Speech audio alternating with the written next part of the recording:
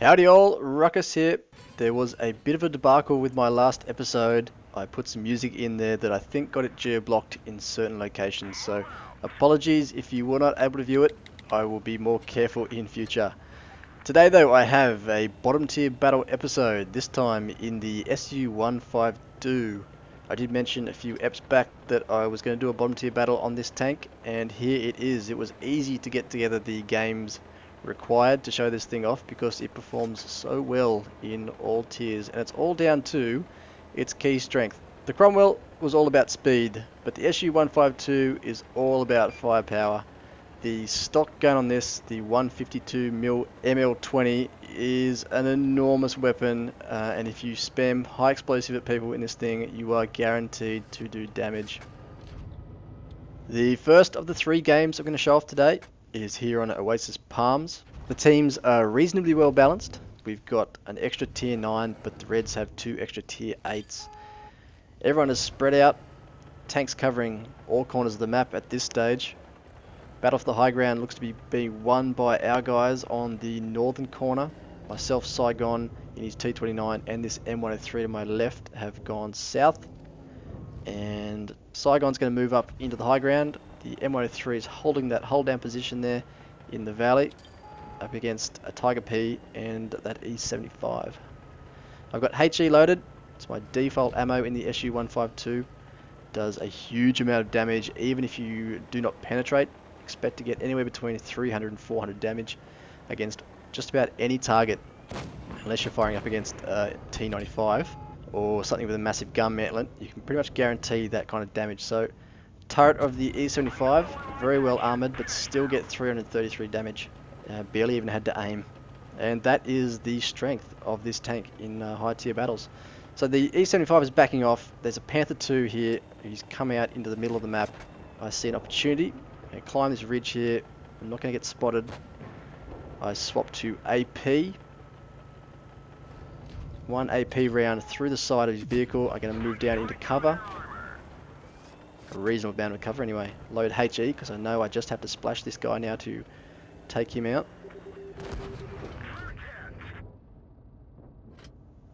And down he goes. Now if the Reds on the opposite side of the map were not engaged fully, I would be very exposed in this position, but they are all engaged, so I get away with that. I'm going to move back now to help out Saigon and the M103 with this E75. T29 that Saigon is driving, very, very good tank. Even in tier 9 games, the turret can withstand most shots, but the gun will struggle against the front of heavy tanks at least. Again, the M103 baits another shot from the E75, which allows me to come screaming around the corner and plant one more HE round into him. Tiger P was spotted briefly in the middle there, so that's who I'm after. Swap back to AP.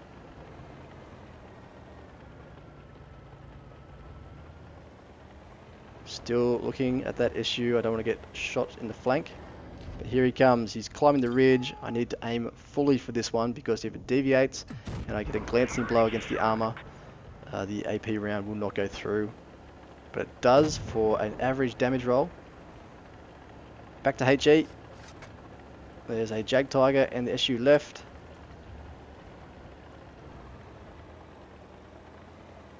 And move towards the enemy spawn, try and take out that SU. And there he is, looking for me. But the M103 takes care of him. And that is about my contribution done for this game. We're going to bring up the stats here on this gun, the 152mm ML20. AP rounds, 135mm penetration, heat rounds, 250mm, and HE rounds, 86. Damage, 640 for both AP and heat, and 960 for HE. I love spamming HE at all targets because even if they are reasonably well armored, the occasional shot will go through and you'll see an enormous number. It's great fun.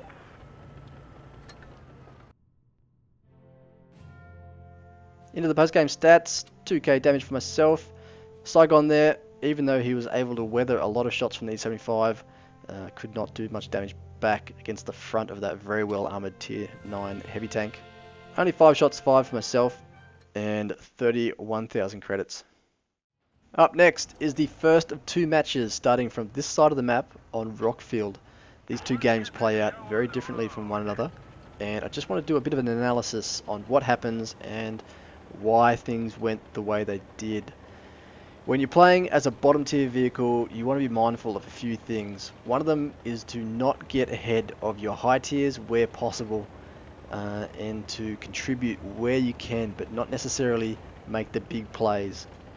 We are going to move up into the high ground, and in this particular example, the T-54 on our team is pushing up ahead. This is a good thing. He's going to get early eyes on whatever's approaching, and you want this because if the enemy can rush, say mediums behind that bunker there, and then reinforce them with more vehicles in the center or at their bunker, then this position I'm in now is vulnerable to fire. There's really no cover, and it takes a long time to back away in a lot of tanks. They can get you pinned here and take you out fairly easily. In this example though, there is no one approaching. I can poke my head over there. I don't even get spotted. So we've got a very slow start to this game. Just as I say that, the Tiger takes a heap of damage moving across the open ground towards that bunker. So we do know there are enemies hidden away in the bushes on the far side of this high ground here somewhere. Now I mentioned before that you want to be contributing wherever possible. Even if you're not doing the bulk of the carrying, you can still help your teammates. No one is watching the lower half of the map, and just because I'm in a terrible scouting vehicle does not mean I cannot scout if the situation allows it. I'm going to move up here. Targets are spotted, not by me, but now we do know that there is no one advancing towards the cap, and that is still valuable information. Carrick takes a heap of damage, poking his head over the top of the ridge here. We've got E75, VK, 3002M, Tiger, there's an SU in there somewhere. Centurion perched up the back on the hill. Our Tiger YOLOing about. I'm going to move up here and see if he can't spot a few targets for myself. T25AT, HE round. I don't expect it to penetrate. An extra 300 damage though before he takes out the Tiger is still valuable. That leaves him on a one-shot kill for most of our team members. Very optimistic shot. Nowhere near. Traversed at the last moment. Threw my aim off. We've got a M46 Patton rushing headlong into at least 5 enemies. I don't know what this guy is thinking. Terrible situational awareness. He does spot the SU-152 though on the enemy team, and that does allow me to get him. But that is not a good trade. Tier 9 for a Tier 7. Our Tier 54 has a death wish. T-54 has excellent turret armor, but if you're going to sit up on the ridge there and just invite shots, it's not going to hold up forever. Bouncing shots, 490 would have been the E75. T25AT's back, I want it, yes!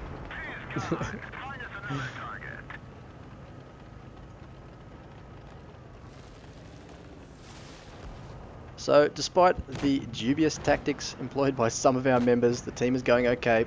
We're up a tank at this point, and the game has developed into a bit of a stalemate, both teams facing off over the high ground here. It's going to come down to who has the most experienced members and who is able to better trade damage. Carrick down to 43 hit points. He needs to play cautiously from now on. He took another big hit from the E75. He is clearly the biggest threat on the enemy team. The rest of them are taking quite a bit of damage. I'm going to go scout again, climb the ridge. My camo is reset. Centurion spotted up the back this time, a bit more productive. He and the E50 are going to move off now into the low ground. But Carrick and the IS are ready for them.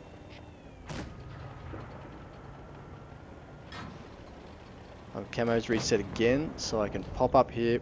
E75 has not taken any damage yet. We need to change this. Another HE round into his front. Not much damage there. Must have hit the gun mantlet, or perhaps it was the upper front plate. Centurion moving across. Carrick somehow manages to get the gun depression on that KV3. Probably as he crested that little rise down there in the valley. It was a good shot.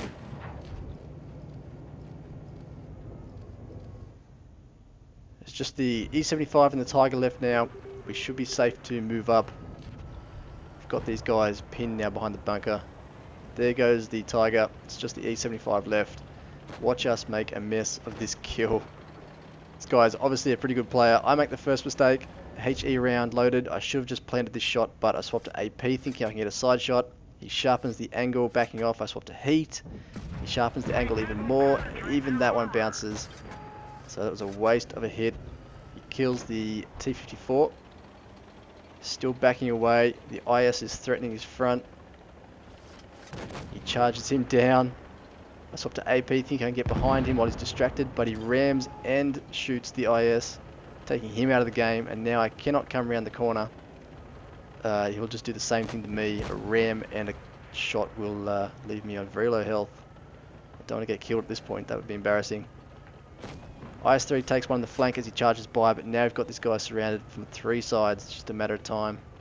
I'm still dancing between ammo types, trying to get around a clean shot I want. I don't want to come all the way around and invite a shot, but it's just a matter of time now. He's running out of options. HE round finally, and get the kill.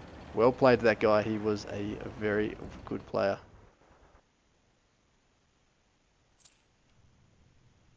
Post game stat time. Only a 3rd class mastery for that one. Carrick doing very well there to get 2.2k damage, 1.6 for myself, 8 shots fired with 7 damaging hits, and only 15,000 credits. The 3rd game, as I said, is also on Rockfield, starting from the same side again, but this time we've got a much more difficult lineup. 4 tier 9s on our side, the rest are 7s, 3 tier 9s on the red side, 3 8s and 1 7. I would say the Reds have the upper hand in this one. I'm going to move up towards the high ground again, but like I said last time, you do not want to get exposed on that plateau if you think that the enemy are going to take the bunker. As we approach here, I'm looking at the T-54, willing him to go forward, but he's going to perch there. He's not going to move any further forward, which means I do not want to go to the ridge by myself. So instead, I'm going to move to this back bunker and in behind cover.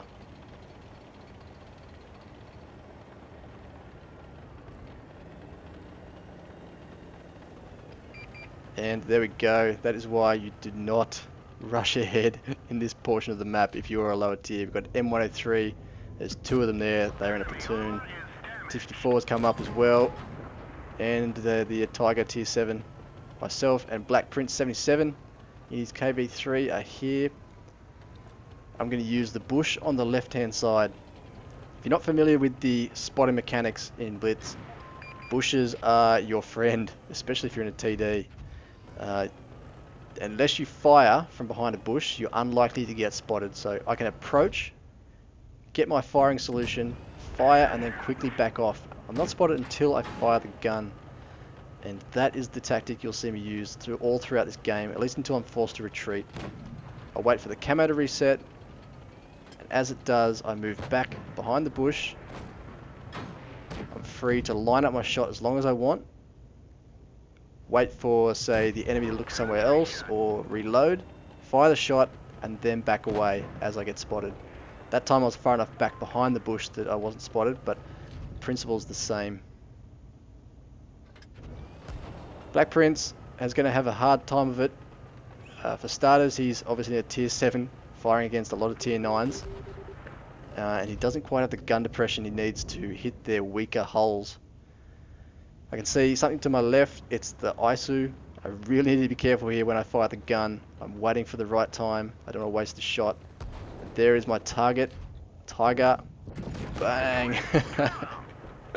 HE round under the drive wheel. 950 damage, and I get away with it.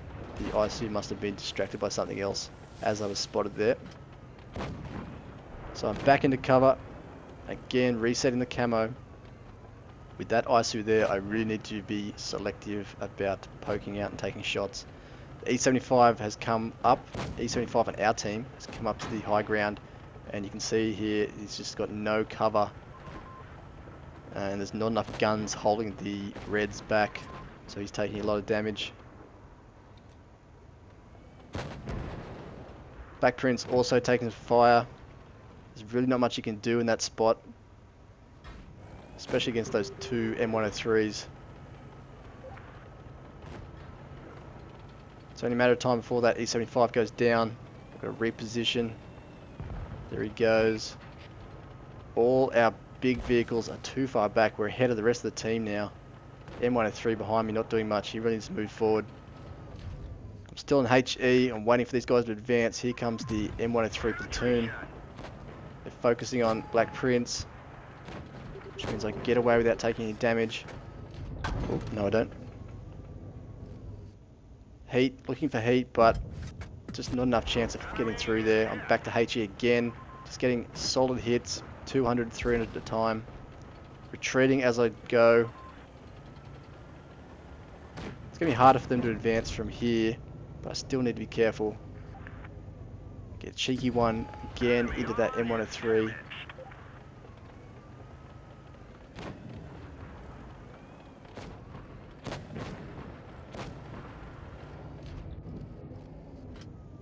That one misses though. So it's on a knife edge at the moment. Teams are even. These guys keep poking out. I really want to get round there.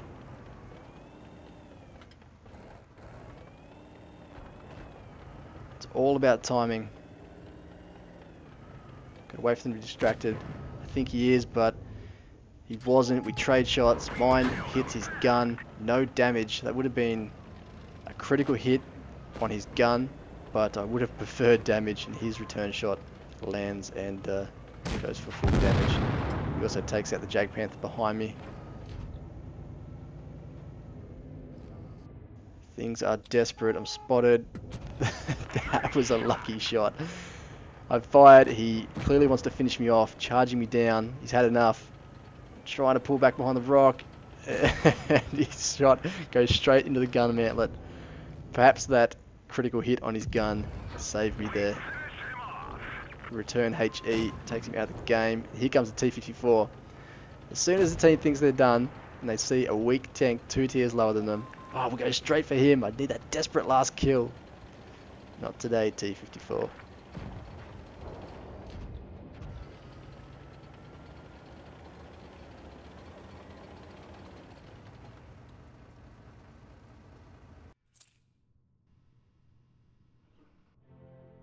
Mastery and Spartan Award for that match.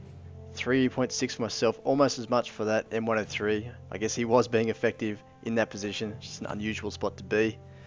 11 shots fired, 10 connecting hits, all of them HE, 50,000 credits almost, and a quick look through the damage caused each tank. 1300 on that Tiger to 2 shots. If I scroll down to Sing 25321 there in M103, it shows that he did get gun damage and observation device damage from my HE rounds. And that is the episode done, guys. Thank you very much for watching. I will catch you soon with the next one. Peace!